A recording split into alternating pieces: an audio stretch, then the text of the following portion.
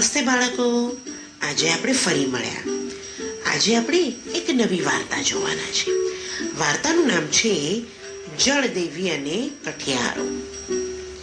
વાર્તાનું નામ છે જળદેવી અને કઠિયારો. એક કઠિયારો હતો. કઠિયારો રોજ જંગલમાં લાકડા કાપવા જાય. તે ખૂબ મહેનતુ.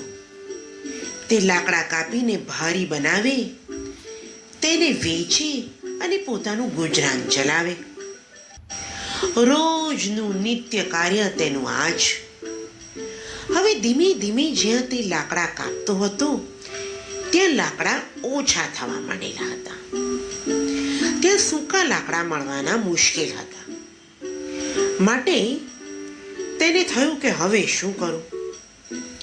માટે તે આમ તેમ ફરતો નદી કાંઠે આવે છે અને નદીમાંથી પાણી પીવે છે. ત્યાં તેની નજર ઊંચા લાકડા ઉપર જાય છે અને આ ઝાડ ઉપર સૂકા લાકડા દેખાય છે. તેને થયું કે લાવને, અહીંથી મને બળતણ માટે લાકડા મળી જશે. માટે એ તો ઝાડ ઉપર ચડ્યો અને જેવું લાકડું કાપવા જાય છે એવી એની કુહાડી નદીમાં પડી જાય છે. અરે રે રે રે રે, મારી કુહાડી નદીમાં પડી ગઈ. હવે હું શું કરીશ? લાકડા શી રીતે કાપીશ અને ખાઈશ? હું શું કરીશ એની ચિંતા કરવા લાગ્યો. ચિંતા કરતા કરતા તે નદી કિનારે બેઠો. એટલામાં જ નદીમાંથી જળદેવી બહાર આવ્યા અને કહ્યું, અરે, તું કેમ રડી રહ્યો છું? તું કોણ છે? કઠિયારો કહે છે, હું એક ગરીબ કઠિયારો છું. મારી કુહાડી આ નદીમાં પડી ગઈ.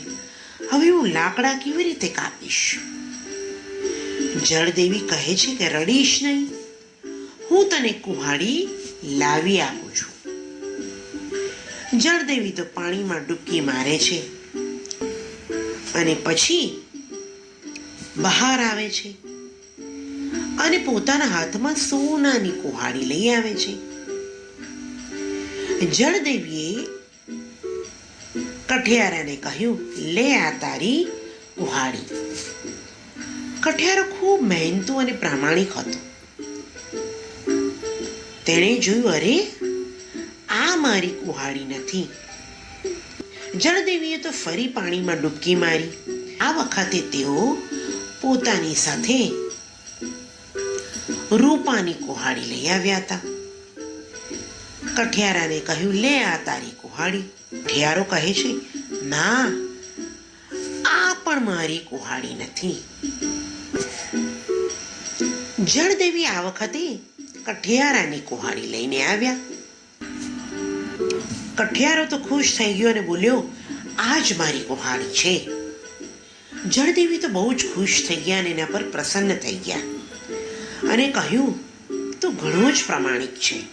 માટે મારા તરફથી આ સોનાની અને રૂપાની બંને કુહાડી તને હું ઇનામમાં આપું છું. તું તારી સાથે લઈ જા.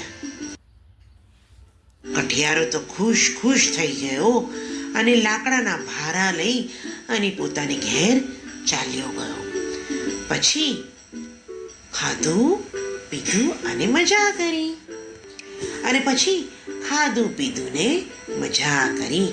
બાળકો, વાર્તામાં મજા આવી ને? જોયું કઠિયારો કેટલો પ્રામાણિક હતો. તેને સોનાની અને રૂપાની બંને કુહાડી લેવા માટે ના પાડી અને પોતાની જ કુહાડી મારી. હવે આપણે નવી વાર્તા સાથે ફરી મળીશું. આવજો.